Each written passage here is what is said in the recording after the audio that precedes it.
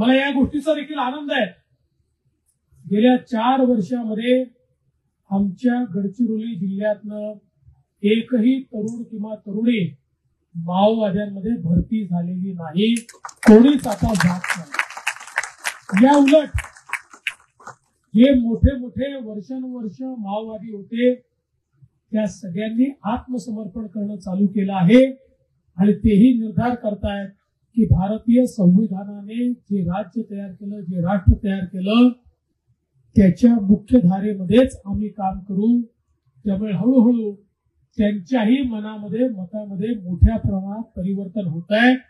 मला विश्वास आहे की पुढच्या 2 वर्षामध्ये हा संपूर्ण माओवाद या ठिकाणी खऱ्या अर्थानं संपुष्टात येईल आणि विकासाची कामं झाल्यामुळे या ठिकाणी आपल्या जीवनामध्ये एक मोठं परिवर्तन येईल, गरिबी दूर होईल, शेतकरी असेल, शेतमजूर असेल, वनमजूर असेल, प्रत्येकाच्या जीवनामध्ये एक मोठं परिवर्तन हे आपल्याला निश्चितपणे पाहायला मिळेल।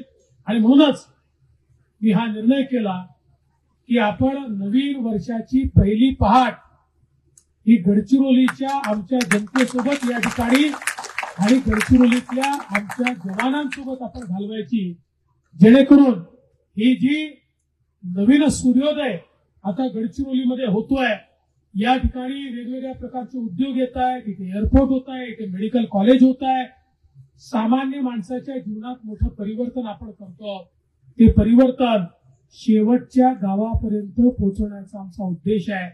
विशेषतः आमच्या ज्या महिला भगिनी आहेत यांना प्रशिक्षण देऊन त्यांच्या हाताला काम द्यायचं, 2 पैसे त्यांच्याकडे आले तर चांगल्या प्रकारे आपलं जीवन ते या ठिकाणी घडवू शकतात, हा आमचा प्रयत्न आहे। आज लाडकी बहीण सारखी योजना आपण आणली, त्या योजनेच्या अंतर्गत आमच्या बहिणींना 1500 रुपये आपण त्या ठिकाणी देतोय। शेतकऱ्यांना आपण शेतकरी सन्मान योजनेच्या अंतर्गत माननीय मोदी साहेबांच्या नेतृत्वात 12,000 रुपये त्या ठिकाणी देतोय आणि विविध योजनांच्या माध्यमातून पुढच्या काळामध्ये चांगल्या प्रकारे शेतीत काम करता आलं पाहिजे। आता सगळ्या शेतकऱ्यांना डिझेलचा पंप नाही तर सोलारचा पंप देण्याचा आपण निर्णय केलेला आहे, ज्या माध्यमातून आमचे जे आदिवासी शेतकरी असतील यांना तर एक नवा पैसा लागणार नाही, 1.5-2 लाख रुपयाचा पंप त्यांना मोफत देण्याचं काम आम्ही त्या ठिकाणी करणार आहोत आणि या माध्यमातून मोठ्या प्रमाणात त्यांनाही मदत झाली पाहिजे, आमच्या शेतमजुरांनाही मदत झाली पाहिजे, अशा प्रकारचा आपला प्रयत्न आहे।